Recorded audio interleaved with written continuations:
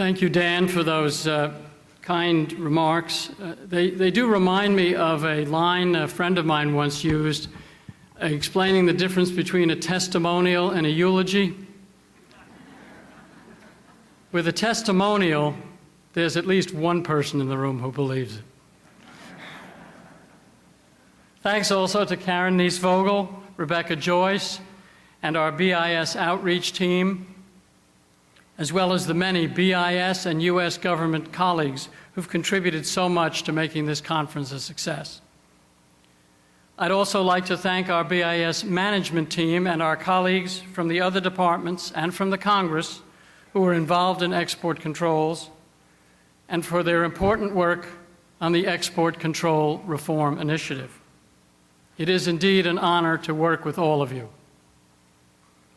Thanks also to the foreign governments who have sent representatives to this conference. It's important that we're able to work with you as well. Finally, I'd like to thank Brian Nilsson, who's a BIS employee of 21 years who worked tirelessly at the National Security Council for the last 7 years as Director of Export Controls and Nonproliferation. Brian recently has left both BIS and the NSC to move to the State Department, where he's serving as Deputy Assistant Secretary for Trade Controls at the State Department. Today, I'd like to take a few minutes to outline the success we've achieved over the past 6 years in revising our regulations and processes to establish a control system that is responsive to today's national security challenges. The success of ECR, Export Control Reform, represents a successful blending of several critical elements. In 2009, President Obama made ECR a priority. The active support and commitment of former Secretaries Gary Locke, Bob Gates, and Hillary Clinton, the strong support of our current Secretary of Commerce, Penny Pritzker, and the level of commitment and cooperation among the export control agencies is unprecedented in my nearly 40 years of experience in this field. An essential element of our success has been the commitment of the exporting community, including many of you in this room, in engaging in a very beneficial, mutually beneficial dialogue. We've made a number of significant improvements to the Export Administration regulations in recent years, but the review of the U.S. munitions list and corresponding changes in the Commerce Control List represent the keystone of the reform effort. We've changed the U.S. munitions list from a list based on open-ended, subjective, or design intent standards to one based almost entirely on objective, technical, or other parameters. This means that an item will be on the U.S. munitions list only if it is determined by technical experts, and we rely very heavily on the military services for this, to confer a critical military or intelligence advantage on the United States. If an item is not listed on the U.S. munitions list, it is not subject to the International Traffic in Arms regulations. The USML review has removed catch-all controls for many thousands of unspecified parts and components. We've transferred many militarily less sensitive items to the licensing jurisdiction of the Department of Commerce. We've published final rules on 15 of the 21 categories of the USML and the CCL. All 15 are now effective. A key benefit of the regulatory reform process has been the recognition by all involved that reform does not have a finish line.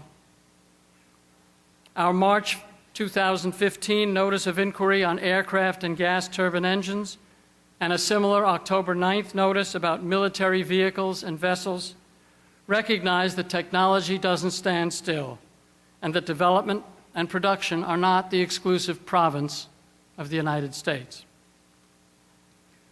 We and the State Department anticipate issuing similar notices of inquiry for the other revised categories once they've been in effect for approximately 18 to 24 months. More work remains to be done to complete the remaining USML categories and to harmonize the definitions of common terms used in both the EAR and the ITAR. Assistant Secretary Kevin Wolf will be discussing these issues shortly in greater detail. License Exception Strategic Trade Authorization, STA, was an important step in the administration's effort to streamline the licensing and exporting process. STA, as most of you know, streamlines exports to 36 close allies and friends. Since July 2011, exporters have used STA for well over $1 billion, that's with a B, worth of exports. Exporters also continue to make heavy use of other exceptions, such as those allowing for replacement parts, shipments to government end users, temporary exports, and limited value shipments. This action, in turn, has enhanced national security by expanding military interoperability with our allies and reducing regulatory burdens on joint development and trade with those countries. Allowing the easier cases to be eligible for STA or other license exceptions also reduces the burden on U.S. exporters. We understand that getting a company to the point where STA is more efficient than the old system takes time and resources. Compliance systems must be revised, items reclassified, foreign partners educated, and old habits changed. But we believe that once such initial tasks have been completed, ECR works as intended. We are confident that the exceptions, which already are being used a great deal, will be used even more as exporters and their customers become used to them and make the requisite changes to their internal systems. BIS works hard to ensure that we have an informed, regulated community. In fiscal year 2015, which ended a few weeks ago, we conducted more than 50 outreach events that reached well over 5,000 people. The Bureau's educational services to the exporting community include online interactive tools, webinars and training seminars, and exporter counseling. Assistant Secretary Wolf conducts a weekly export control call-in where he answers questions on proposed ECR rules and other aspects of the reform effort. These sessions are two-way. They increase our understanding of industry concerns and of instances where our regulations could be clearer. We hope they're equally useful to those who phone in. Assistant Secretary Wolf and his colleagues also have conducted outreach to foreign governments and companies that receive controlled items to ensure that they understand the opportunities and the obligations of the new system. BIS is committed to conducting as much outreach and industry training as our resources will permit. I hope there's somebody from the Appropriations Committee in the audience. We will continue to target activities that benefit small and medium-sized companies, particularly defense exporters, many of whom are new to the Export Administration regulations. The benefits of our reforms cannot be realized unless you, the regulated community, understand and comply with them. On October 5th, the Departments of Defense, Commerce, State, and Energy completed installing an interagency referral module on the Defense Department's U.S. Exports IT platform. As directed by the President, all four agencies now are reviewing and providing their positions on commerce license applications on a single platform. The next step will be to seek input from industry as we begin to develop requirements for a single portal with a single license application form. Now, those of you who recall Secretary Gates's speech from April 2010 will recall that he talked not only about a smaller yard in terms of what's controlled and how it's controlled, but also higher fences around the smaller yard. Export enforcement is critical to our national security. It helps ensure that our technical superiority is not employed against us on the battlefield. It also helps ensure a level playing field so that companies who play by the rules are not disadvantaged by those who would profit from willful or ignorant disregard of those rules. Over the past 5 years, we have leveraged our resources through increased interagency coordination. We work with other agencies through the Export Enforcement Coordination Center to increase collaboration and the efficient use of all of our agency resources. At the front end of the process, consideration of license applications, our information triage unit facilitates the review of foreign parties to proposed export transactions. During fiscal 2015, again, just ended, about a third of our license denials involved information emanating from the examination that we undertake at the ITU. At BIS, the synergy created by export enforcement agents working with their export administration, licensing, and regulatory counterparts is unique within the U.S. government. This expertise and teamwork enables a timely focus on issues ranging from complex enforcement cases to the administration of sanctions.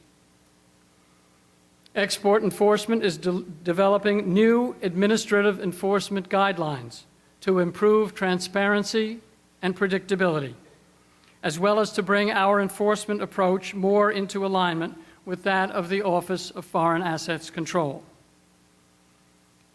Tomorrow, Assistant Secretary David Mills will preview these important proposed revisions. I'd also like to repeat my long-standing message that our enforcement efforts seek to focus on truly bad actors, not those who have decent compliance programs and a decent compliance culture, make a mistake, and then work with us to remedy the situation. The exporting community has made extensive investments in reclassifying its products, modifying IT systems, and training employees in the new process and the changes to the U.S. munitions list, the Commerce Control List, and the corresponding sets of regulations. I'd like to take one more minute to share with you some of the quantitative and qualitative measurements of the return on your hard work. ECR can perhaps be best understood by viewing the countries of the world in three main groups. The first is the 36 NATO and other close allies that are eligible to receive military items subject to the EAR under license exception STA. Your benefits include timely exports to key defense allies, enhanced U.S. and partner country affordability throughout the product life cycle, the absence of unanticipated license conditions, and a reduction in licensing burden. BIS's Munitions Control Division, which licenses 600 series items and reviews STA transactions, processed more than 13,000 licenses during fiscal 2015. And remember, 3 years ago, the entire Bureau processed only 21,000 licenses. So this is a big jump for us. We believe that for you, the exporters, the benefits substantially exceed the hard work and investment that you're making to adjust to the new system. The second group of countries, the other end of the spectrum, are those subject to arms embargoes. ECR will make no change in the long-standing U.S. policy to deny sales, including sales of military items transferred to the CCL, to this group of nations. The third group, by far the largest, includes the rest of the world, as to which ECR provides worldwide market opportunities and eligibility for de minimis treatment. The one-size-fits-all ITAR controls contain no de minimis exclusion, which means that even a small amount of U.S. content incorporated into a foreign end product subjects that product to U.S. re-export controls. Export control reform changes enhance the defense industrial base by reducing incentives for foreign companies to make their products ITAR-free. Let me step outside of ECR for just a couple more minutes and give you some updates on country policy. First, Cuba. Last December, the President announced a new course in our relations with Cuba, a course that would engage and empower the Cuban people. These steps build upon actions taken since 2009 that have been aimed at supporting the ability of the Cuban people to gain greater control over their own lives and determine their country's future. In January, the Commerce and Treasury Departments took coordinated actions that included changes to license policy and license exceptions in the EAR that are consistent with these goals. On July 22nd, BIS published a second rule implementing the Secretary of State's rescission of Cuba's designation as a state sponsor of terrorism. Most recently, BIS published a third rule on September 21st that amended the terms of existing license exceptions available for Cuba, increased the number of license exceptions available for Cuba, and created a revised licensing policy in the EAR.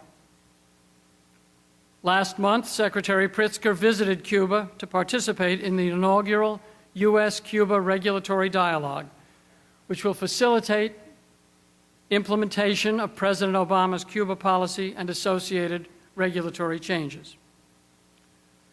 Deputy Assistant Secretary Matt Borman, who accompanied the Secretary and is participating in the dialogue, will update you on this during his panel tomorrow. BIS and the Office of Foreign Assets Control have implemented a number of sanctions to deter Russian conduct that violates international norms. Specifically, we seek to convince Russia to desist from its territorial claims against Crimea, cease its interference in Ukraine, and, importantly, and I think too often overlooked, refrain from misconduct elsewhere. Our sanctions cover exports to the defense and energy sectors, as well as transactions with specified foreign persons who've been placed on our entity list. Most recently, we issued a final rule on August 7th, adding a Russian oil and gas field, the Yuzhno-Kirinskoye field, I never took Russian, I'm sorry, to the entity list. Exports to this field are restricted because they present an unacceptable risk of use in producing oil in a Russian deep-water location. BIS is coordinating with our international partners to identify items of strategic concern and is working hard to minimize damages to allies and friends. But we are prepared to impose additional sanctions if circumstances so require. The future of sanctions is dependent on President Putin's willingness to comply with the Minsk II package of agreements to alleviate the ongoing war in the Donbass region of Ukraine and to respect Ukraine's territorial integrity. On July 14th, the P5+1 countries and Iran agreed on a joint comprehensive plan of action to ensure that Iran's nuclear program will be exclusively peaceful. Building on key parameters that were announced by the same group in April 2015, the Joint Comprehensive Plan I haven't got the acronym down yet, JCPOA, will provide Iran with phased sanctions relief upon verification that Iran has implemented key nuclear commitments. Currently, all of Commerce's controls pertaining to Iran remain in place. The Office of Foreign Assets Control licenses the export or re-export of items that are subject both to our regulations and OFAC's Iranian transactions and sanctions regulations. When implementation day is reached, which will be probably early next year, most U.S. sanctions will remain in place.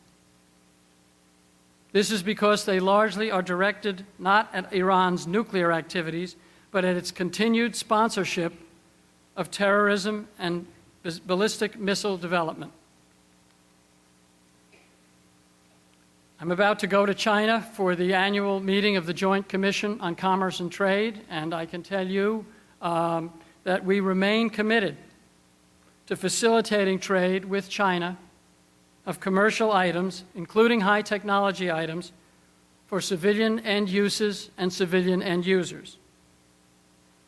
It is and continues to be U.S. policy, however, not to support exports of military items to China, exports of many types of items for Chinese military end uses or end users, or exports that may be diverted to proliferation or military-related end uses. These, then, are some of the national and economic security benefits we've achieved by working together to make export control reform a reality. Our partnership and dialogue with the exporting community have been indispensable to creating more reliable and predictable rules that in turn enable U.S. companies to be more reliable and predictable suppliers. This enhances our national security, which of course includes economic security. Please take advantage of this conference. Ask questions and challenge us. Follow all of the conference coverage on Twitter, on our account @BISGov, no dot, and under the hashtag, I guess it's #BISUpdateConf. Thank you all for attending, and thank you all for your attention.